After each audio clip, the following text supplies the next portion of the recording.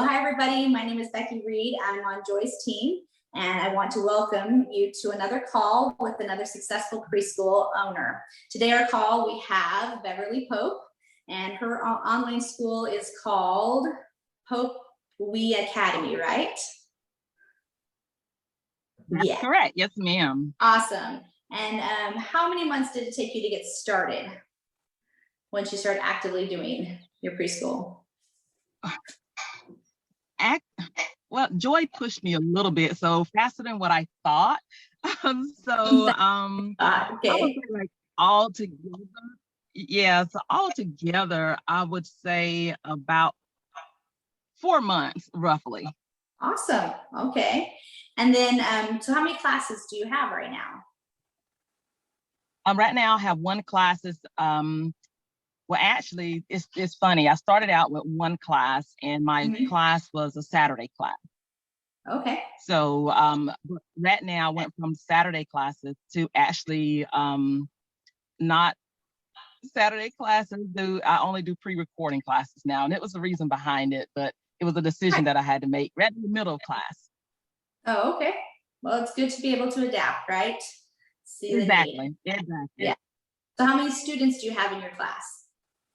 I started out with 8, and of course, due to my change that I had to make, I now have 4 students in my class. Okay, awesome. Okay, so let's see. This is my first interview, so we're gonna do our best here. Okay, no problem. Okay, so okay. So tell us how you heard about starting a preschool. Of course, just flipping through the internet, just knowing that it was something different that I wanted to do. I was always around the daycare, pre-K, that type of environment anyway. My mom owned a daycare.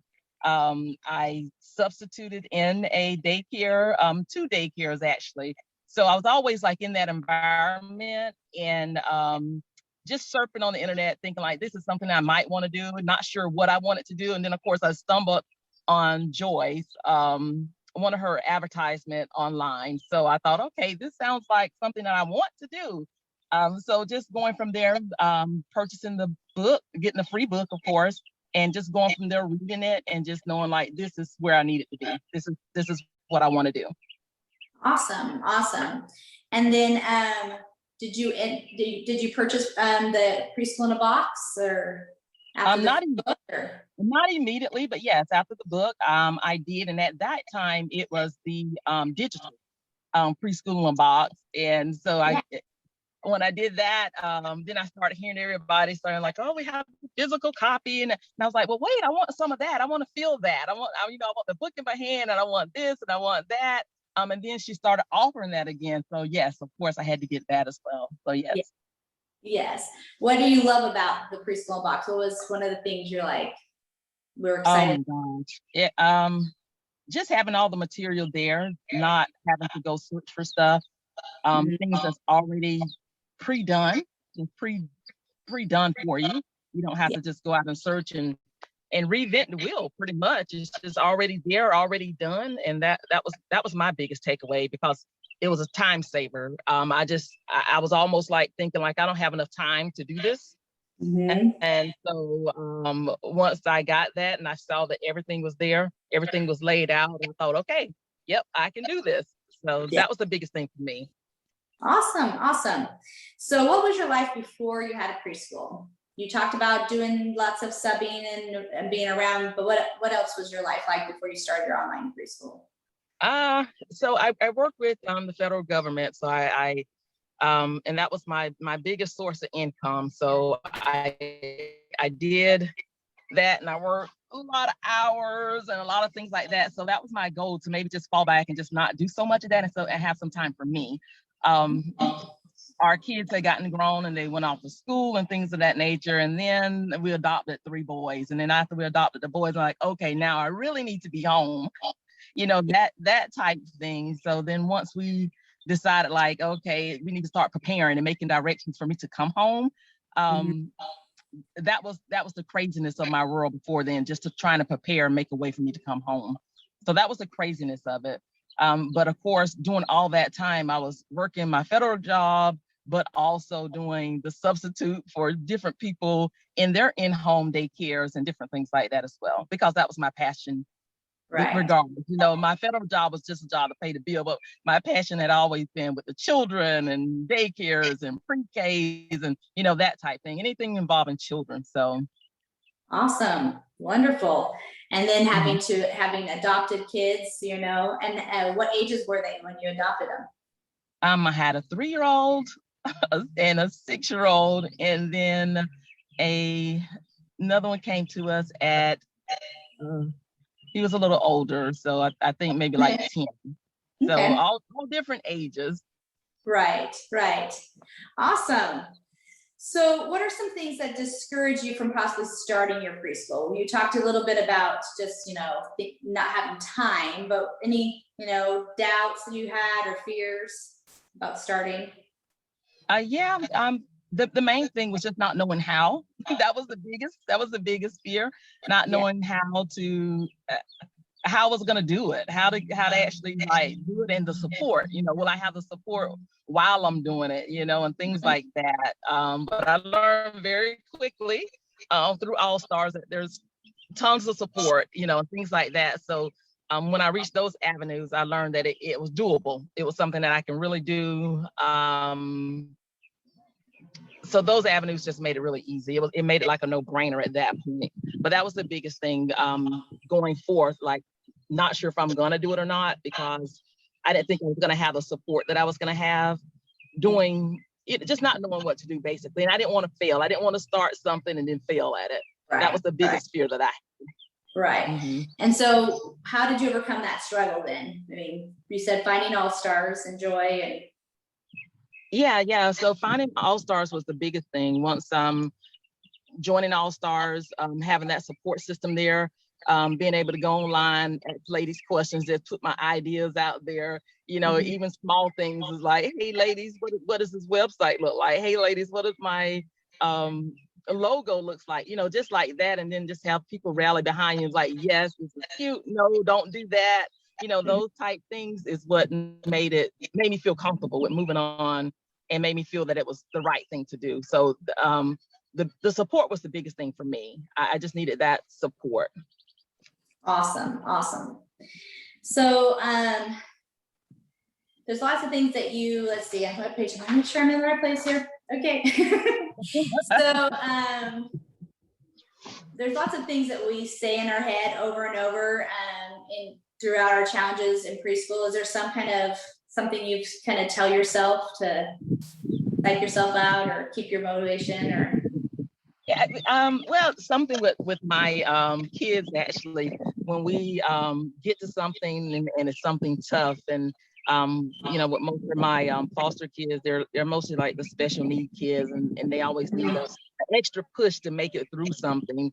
And my husband is this sports guy. He's all about sports, and the only way he can relate to you sometimes is through sports and things of that nature. So, and then of course we have all our kids are boys. We have mostly boys, and so our biggest word was when things get tough and we can't do it and we think we can't do it, we just look at each other and say, Nike, just do it. We take the Nike logo and Nike, just do it. Yeah, just do it. And so, and when we hear that with the family wise, when we hear that, we know we have each other's support.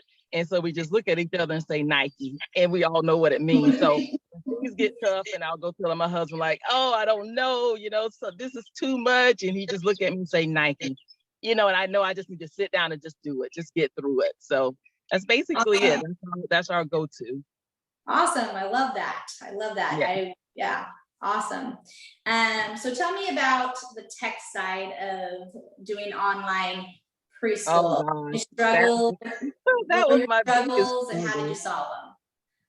That was my biggest struggle. I am not tech savvy whatsoever, and so that was my biggest thing. At my regular job, all I have to do is call IT, and they come fix whatever I need to fix. And that was just it. And that's what I was used to doing. So when I had to sit there and figure it out and do it all myself, that was so hard. But thank God for oh gosh, I don't believe I just dropped her name just a few seconds ago. Beth. Our Tech Beth. Tuesday person. Yes, Beth. Beth, thank you. Thank God for Beth, because Beth was, I stayed up all night with Beth on the phone. I mean, one night she literally stayed up on the phone with me for like 2 hours, and it was like 3 o'clock in the morning. We just stayed up and just hashing it out. So I got things done that needed to be done, because had I not got those things done, I wouldn't have been able to move on to the next step. And you know how sometimes you can get stuck and just not be able to make it to the next step. I was there, I was stuck and couldn't move on. And I was there for like 2 days. And so finally I'm like, I just got to reach out. And so when I reached out to Beth, she got me over that hurdle, and I was able to just move on from there. So that the technology thing was my biggest struggle, but having Beth there with me to say, do this, and this is how we do it. And then just learning to just Nike, just to do it, because even you can't do, you can get it wrong, but eventually you'll get it right. So my biggest thing was just being afraid to try things. So once I started trying it and pushing it through it, I started to learn how to do things different way. And I didn't have to do it the same way that someone else did, as long as I got through it and got it done. So that was my biggest thing. And I tell a lot of people, because it was like, oh, how did you do your website so quickly? And how did you do this? And how did you do that? I did cheat on that a little bit. I always say I cheated a little bit, because I have a friend that's a web builder and, that kind of thing. And I was just like, call him like, hey, I need this done. Can you do this for me? And he was like, sure. So that part, he took that from me, and that made it. I'm sorry about the background noise. You're fine. I don't hear it. You're good. Oh, good. Yeah. So he took that away from me. And so I was able to get my website up pretty quickly, because I had someone to do it for me, and he just jumped in and say, what do you want? And, of course I gave him the ideas of the pictures and how I wanted things, but he just did the whole background work and just got it done for me. So, but I always say, if there's a will, there's a way, just get it done. And that was my way of getting it done. That's awesome. Yeah, definitely using people to help us. I mean, there's not any business that one person does the whole thing, That's why they have employees and people that have their strengths. So that's good. That's awesome. Yes. So what about advertising? Did you struggle with getting students to sign up yes. Yes, I did. That was hard for me, because I am not a very good outspoken person, and I don't pat myself on the back. I am not good with that kind of stuff at all. But I remember reading when I first, like the first chapter in Joy's book, when it was just asking if you were this type of person, if you're a loving person, if you love children, if you're this, just trying to see if you were the right fit to do this job. And all my answers was yes, I love children, and yes is this, and yes, those type things. And so just thinking about that, I thought this is gonna be easy for me to, maybe just put it out there. So when Joy started talking about the founding family script, that like hit me so hard, because before then I wasn't advertising at all. I had everything done. My website was up, everything was out there, but I dared not just put it out, because I was afraid. I was just like, people are not gonna believe this, that kind of thing. I wasn't gonna do it. But when she put out I was like one of the first ones to jump on it, because it spoke to me. That was like one of the first things spoke to me when I seen it. And I was like, yes, I'm going to do this. And I had never went live before on Facebook before that or anything. But baby, let me tell you, when she put out that script, I was so excited. I mean, I sent that out to everybody. I went live asking people, hey, I'm getting started, and this is this, and, I need your support. And remembering and reading that book, that I love children and things like that, people knew that about me. They knew that I substitute with children. They knew I did foster care. They knew these things. And because it was like, oh my gosh, he'll be a great person for this, they supported me. People were like online like crazy, and it just like blew my mind. And I didn't know I had as much support as I had with the founding family strip, but that did it for me. So I was on my way. So I immediately got my first 8 sign up just from that. It was, I was floored. I was excited, and that just got me. That's what really got me going. So I would say maybe your favorite marketing thing was the founding family script, or is there Oh, something? yeah, for sure. For sure. I don't know if I could have done it without it. Right. Well, I knew I wouldn't have done it without it because, like I said, I had everything done, website and everything, and I just couldn't.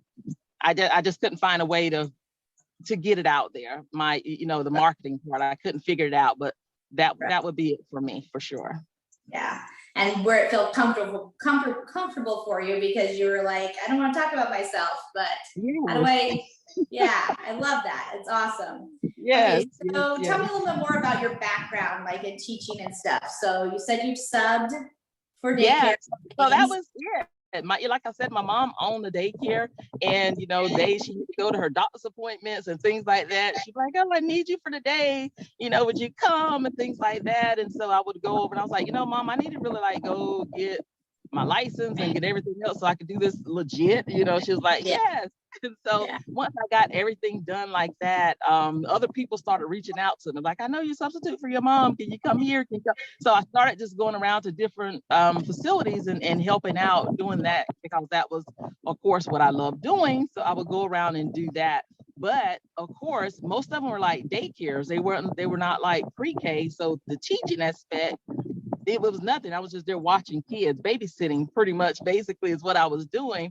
But of course, because I did love to teach, I taught in Sunday school and, that type thing. And I love to teach. And I also know that when I was there, and me teaching them would help me get them organized and help them, if I start singing ABCs to them, it's going to make them sit in a circle and it's going to make them start listening. And I thought, okay, so everywhere I go sub, I actually just started teaching, and I thought, this is what I want to do. This is it. But I didn't have any knowledge of it. Didn't know exactly how to do it or anything like that. So that was another thing. When I got my 8 students signed up, and I was so excited, and that the teaching part wasn't even on my brain. And once I got the kids started and it was time to get started, I had to run back and start learning in the book and Joy's recordings on how to teach, because I didn't know how to even teach preschool. I was just out there doing something. And so, of course, running back to try and get everything that Joy had to offer in all her videos and different things like that on how to teach. That was a big helper. And Bethany, oh my gosh, she was a big help, because she would put her teaching classes out there and share it with the All-Stars. And I would just go back and mark her and mimic her, in the mirror, so I could get ready to teach and things like that. So like I said, All-Stars was like my biggest support. So just with all of that is how I learned how to teach preschool. That's what I had to go by. So, and it worked. So that's awesome. Awesome. That's what you do. Again, you mimic those that are successful and find out how they do it. But you already had that passion inside that we wanted to do it. And so, you just needed to see how. Absolutely. Right? Absolutely. Yes. Yeah. Awesome. And you will grow and grow as you get exposed to more and more ideas, see more ways of doing it. You'll latch onto those things. You're like, that's what I want, or that's what this kid needs. Right. Yes. Absolutely. And I'll tell everybody, I was like, if you post it and you don't want me to bite it or take some of it, don't post it, because if I see it and you're doing it good and you're doing it right, guess what? I'm going to be taking it. So, I'll twist it and make it my own. But if you're putting it out there for me, you know what? If I like it, I'm going to get some of it. Absolutely. Okay. So what about business? Did you struggle with any part of setting up a business? Not so. I'm not going to say no, but that was probably like the easiest part for me. Okay. Yeah. And I don't know why. Honestly, I don't know why. Maybe because I had like the guide to go to part. Okay. Maybe like the thing that took so long for me. So maybe it did take a little bit longer than like the 4 months to get set up with business, because I remember now the longest part of it was getting all that set up and sending it through the state and things like that. And then of course, COVID was going on, and like all the people, state workers I guess they had started going home, working from home, and it just took longer for them to get the information back to you. So I just remember having to wait and call. And then the calls were just saying, due to COVID, their boys are home, just be patient. We'll get back with you. So it was just, I just remember going through that now, that probably did take a while. So it wasn't difficult to get that started. It was just a headache, just because of all the COVID stuff that was going on. It was just, I can imagine if COVID hadn't happened, it probably would have been a piece of cake. I'll put it that way. There you go. If it was for COVID, yeah.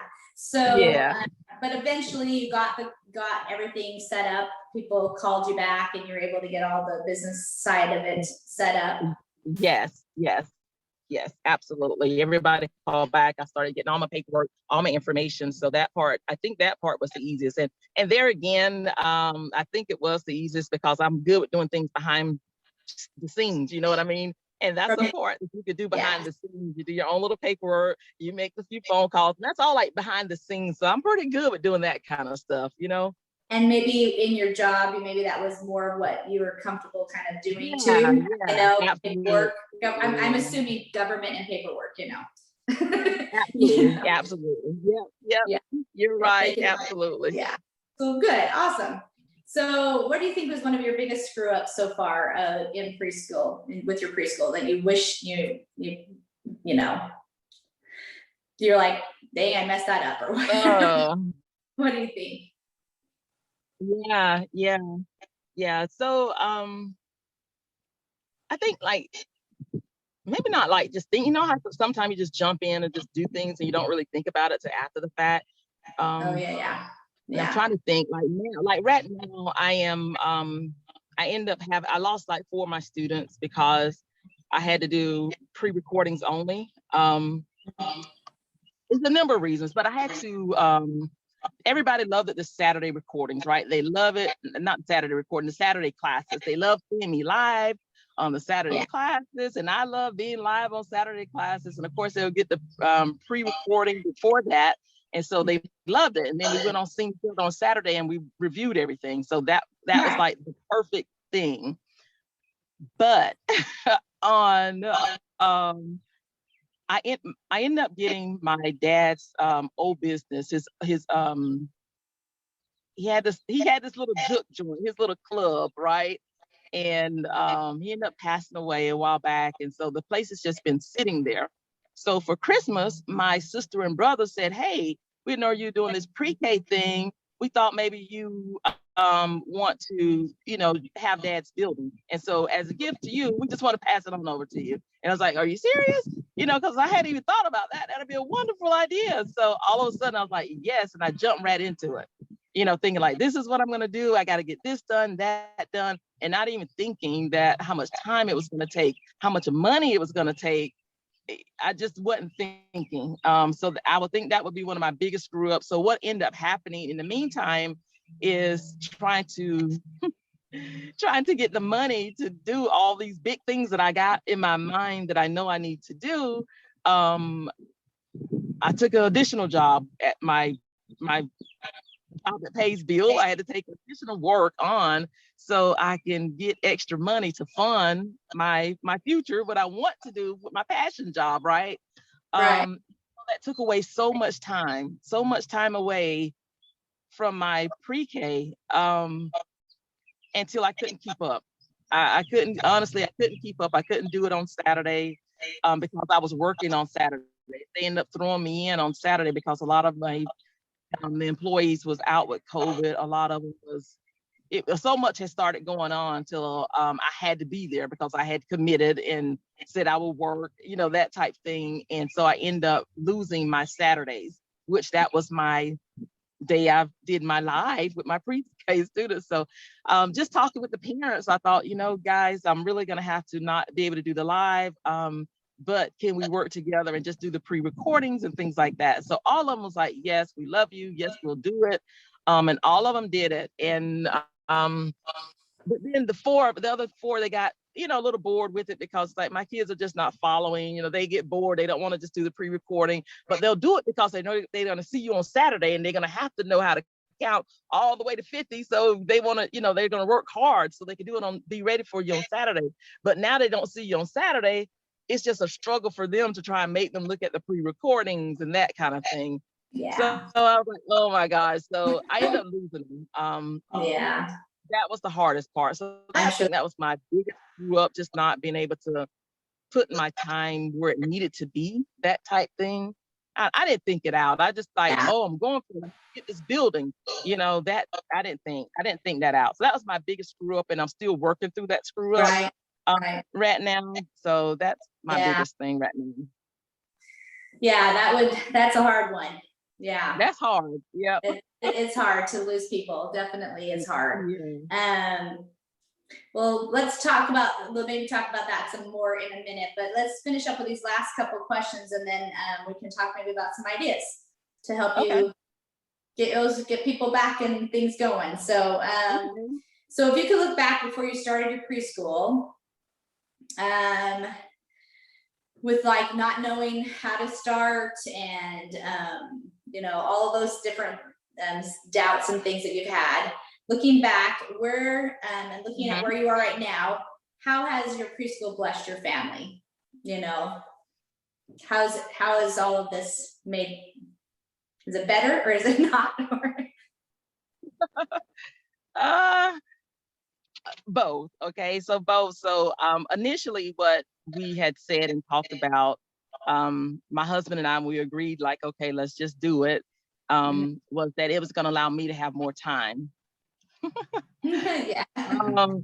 Not so much right now, but if we're thinking ahead, right? We're thinking ahead. So it's going to, but not right now. So that was the biggest thing, that we're like, okay, we're gonna get this more time, we're gonna do this.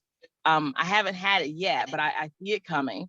And the other thing is bless the family, because my kids now, even with story time with my pre-K kids, I have my kids to come in to read a book to them. So it's like, I feel that it's actually like getting them a little bit more ready, and that type of thing. They're excited, like, Mom, am I not going to be reading today to the kids, that type thing. And it's getting them excited about being able to do things, and like, I'm going to own my business one day, and I'm going to do this and I'm going to do that. So I think it's just preparing them to see me working and doing the things that I do, to have in their mind that I can do this. Well, one day I could do this. I can have my business, and I can, and just making them a little bit more confident with getting online and reading and, that type thing. So I just think it's benefit the family in a way of just letting them see that it's a good thing, and it's things that they can do when they get older and that type thing. So blessing the family in that way. And also financially. I mean, of course, financially it's helped us as well. And things like that. So it's a plus. I think it's a plus all the way around. The only downfall that I would see, that it has not yet, and I know it will, but it has not yet allowed the time that we were expecting to have immediately. You know what I mean? So that would be the only thing I would say that we're not getting right now. Right. Well, that's awesome. So is there anything else that you would want to share with anybody about online preschool, being an online preschool owner, and, tips or anything? Just only the thing is that it does get hard, but just being able to push through those hard steps, and just knowing once you get through it, because every time I think something's hard and I can't do it, and we think Nike and go through it, it gets easier. And so every step that you get to, every hurdle you get to, and you think you can't cross, if you just push through it, you'll get there, and it gets easier each time. And stay connected. And I know I been crazy busy, but I always take a moment to go back online and check out and see what everybody's doing, so I can stay connected and I can see exactly where we are, because I don't want to fall too far behind, because I'm going to need that support. So I think the biggest thing is, no matter what, stay connected is the most important thing for me, because even though I'm not exactly doing all that I want to do right now, when I'm able to do it, at least I'll be connected enough to jump right in and continue to doing what I want to do. Awesome. I love it. Love it. So where do you see yourself in the next couple of years with your school? The next couple of years, I will see myself with my building, of course. That's the goal. That's the goal where I'm headed at now. And of course, within 1 year for sure, retired from my federal job. And so this is going to be a lifelong thing that I'm going to be able to do, my passion job. I call it my passion job, I'm going to be able to do my passion job, something I love doing, and that I'm going to have my children that I have now that are growing up through the whole process to be able to see the whole process, to see where we started from to where we are now. So within a year, 2 years from now, I hope to be in my own building, and just I got so many plans in my head. So I've actually finally just got them down on paper. So I'm crossing them off as I go through. So, Awesome.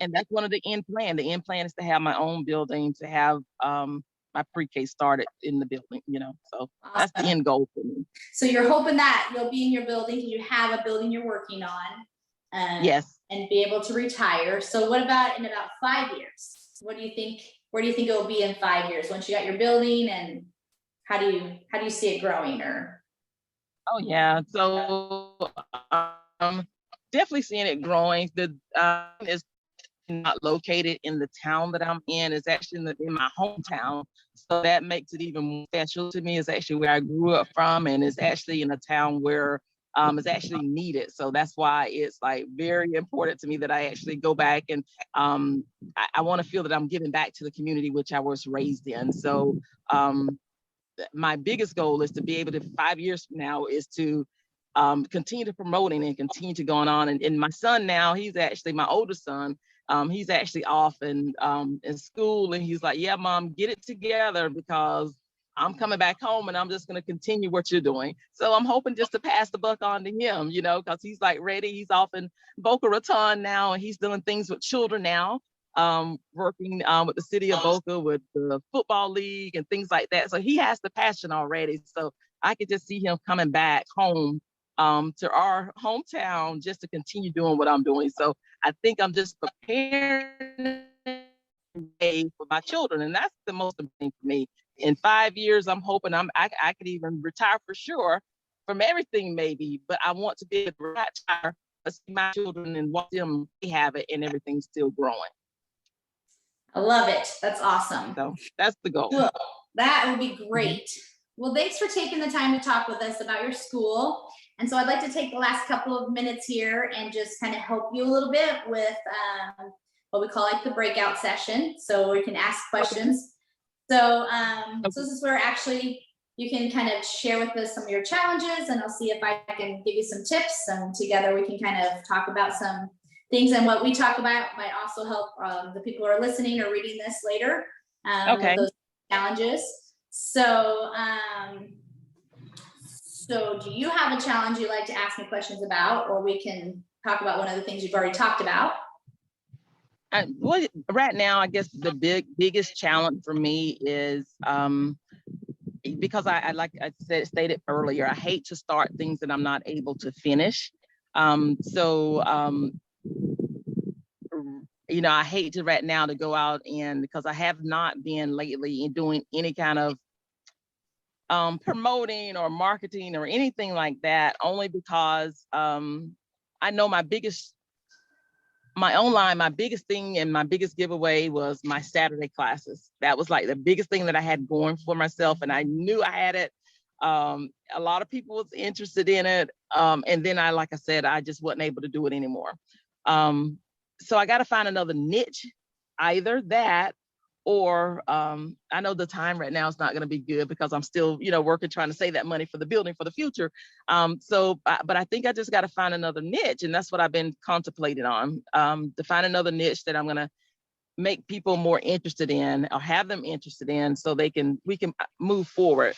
Because right now, the only thing that I'm truly offering is my pre-recorded videos, 2 videos a week. So that's where I'm at. So I do my pre-recordings basically at nighttime when I come in at midnight from work, get there and I do my recordings and things like that, record up a couple, so I can have them ready to go out and send out twice a week. And so then I do a lot of responding with the families, just through emails and Facebook and things like that. Right. But I'm really wishing that I can just have more to offer than just a pre-recording. You know what I mean? Right. So I hate to even advertise for that, because I don't think people would really, I don't know how to make them interested in just pre-recording videos. You know what I mean? So that's my biggest struggle right now. So my question to you is, so one of your main things that you're hoping to have with your preschool, starting a preschool, was to get more time, right? Yes. And you're hoping you'd be able to like stop working the full-time job, and do the passion job, right?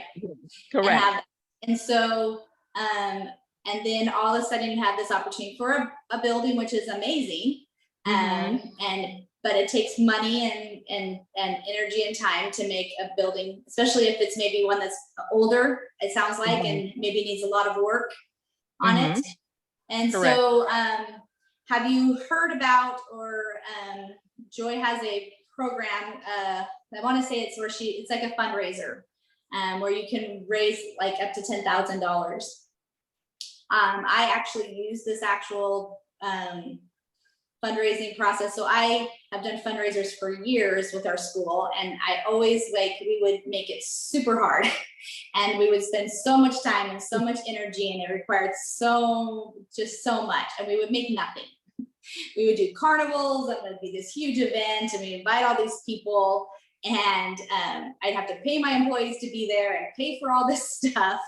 And then we'd make like $1,000 or $1,500 or something like that, and it was this huge thing that wasn't, wasn't cost effective and took a lot of time from my family, Right. And then finally, after all these years, Joy's like, oh, you need to do it like this.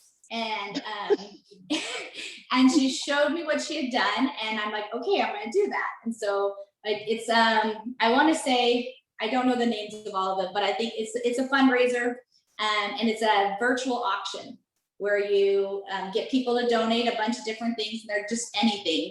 They're not necessarily school oriented. And then you put together a little brochure and you email it out to everybody, and everybody buys these tickets. And they send back their things, and again, it's all virtual. I've done the actual physical baskets and had all the people standing around, and had 1,400 little tickets all over the place. Oh, wow.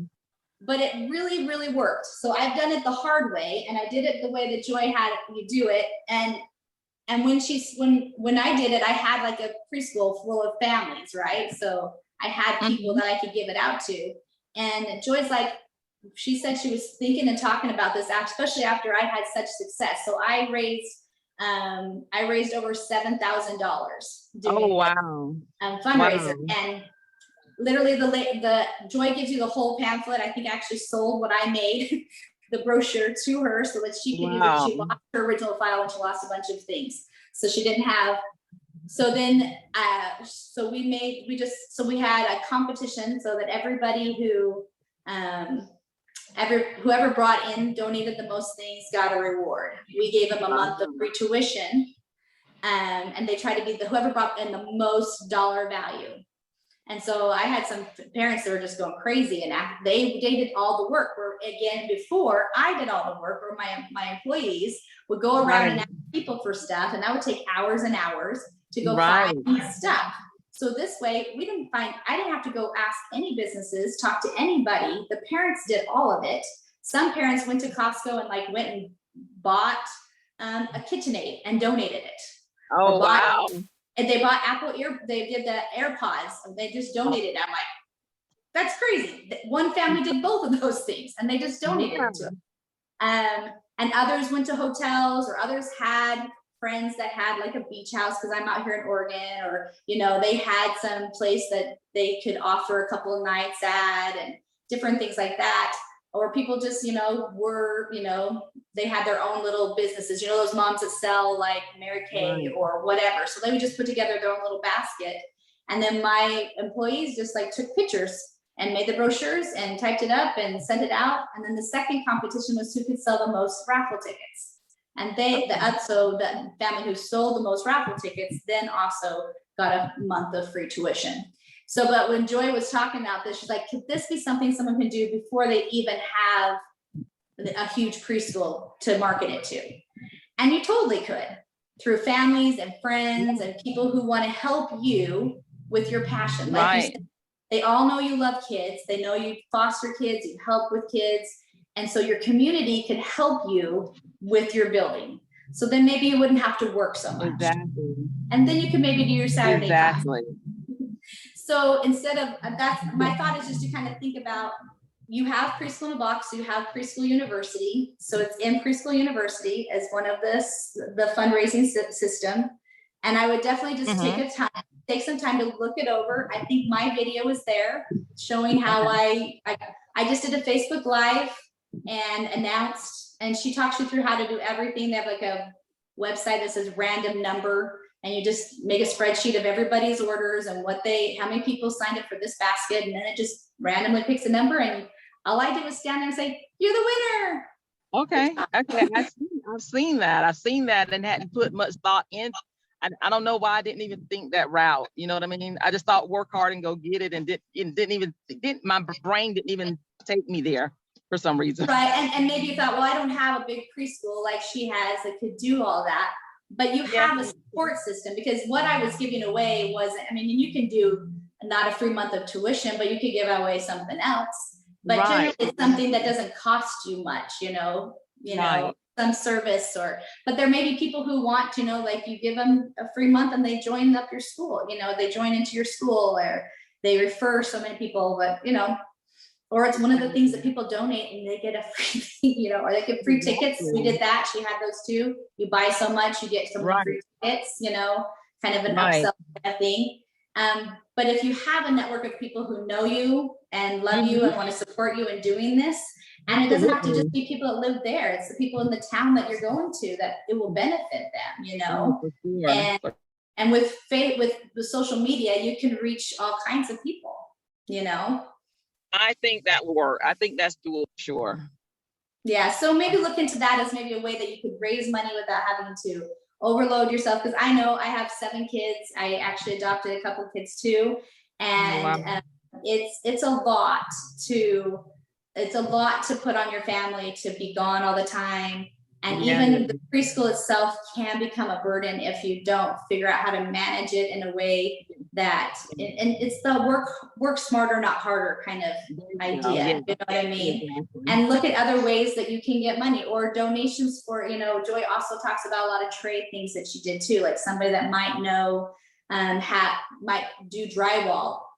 She would do a trade for trade, like if the job cost $1,000, you got a year or 2 of free preschool or whatever, depending on how much you charge and how much they charge. But there's trade options to get work done, there's donations, and then there's this fundraiser that and then all the people get like fun stuff. I mean, they're getting it's whatever was donated that you got from people, and you had like bowling passes and all those, gift cards that people can get from anywhere, and you put them together, and we just took a picture, and then services that people have, because people can, if they are a massage person, they get free massage or whatever, people can come up with all kinds of different things. So anyways, that would be an idea I would give you, to maybe find another way besides killing yourself to work harder. That would be nice. That would be nice, for sure. And it does, having those live preschool pals is really helpful. And the kids will do what they need. We'll do the project, we'll do whatever, so they can show you, Absolutely, yes. We would do our art project, and I did recorded videos. I did like 3 recorded videos during the week, and then we would do, actually I only did 1 video during the week, and then I had my preschool pals. But it was a longer video, and anyways, so they definitely, if they hadn't gotten to it, they hurried and did it that morning before the live video, so they could show everybody their project or answer the question. Yeah. And so otherwise it turns into a lot of the same like online learning that people aren't enjoying, where it's just exactly, so that's what I've heard. That's what I heard from the 4, and especially with younger kids, it's harder to keep their attention when they don't have that connection, and if they don't know you from before, they haven't gotten to be like my class. I'd been teaching them for 6-7 months before we went to online, and so, but even then I couldn't keep a lot of their attention. Absolutely. The younger they were, So, exactly. So, exactly. Anyways, I don't know if that helps or serves you some to think about maybe some alternative ways of, Absolutely. That does. Yeah. That, And that looking helps at a other lot. ways. Yeah. So, well, I hope that you are able to recognize that you have a value that is there to give to other people. Oh yeah. And I think what you have is good. It's maybe figuring out the time and the money so that Mm-hmm. we don't have to necessarily, I don't know if you necessarily need another niche. I think maybe you just need to look a different way to make money and save time and open up, Right. you know, and reach out Yeah. to people. And maybe do people know that you have an opportunity for a building that you're looking to do in person, because people want in person.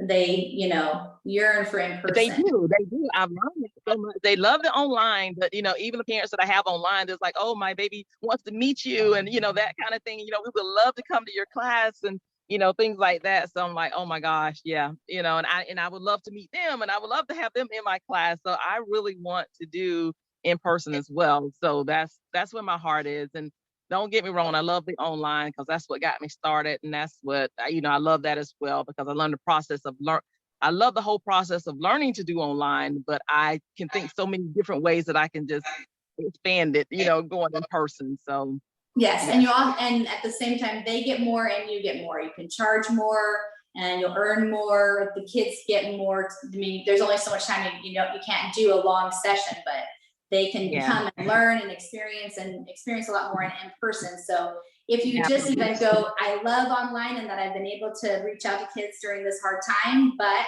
I want to have it in person. I know you want your kids to be in person. I have this awesome building that I've been given, but it's old. I need to repair it. I need to set it and get it going. Help me, you know, fund my business, fund my building fund by doing this fundraiser or whatever. It's fun. Everybody gets something, and we can get a preschool going sooner than later. Absolutely.